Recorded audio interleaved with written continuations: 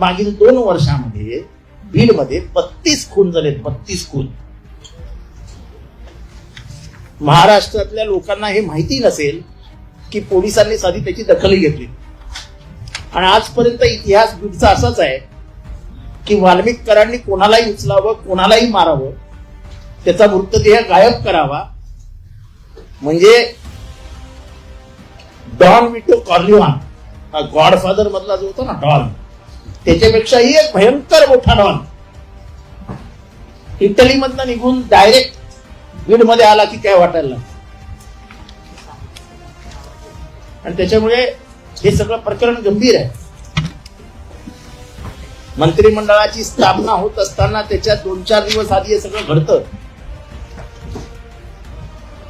आणि त्याची दखलही घेतली जात नाही. पोलीस त्याला उत्तरही देत नाही. चौकशी करणार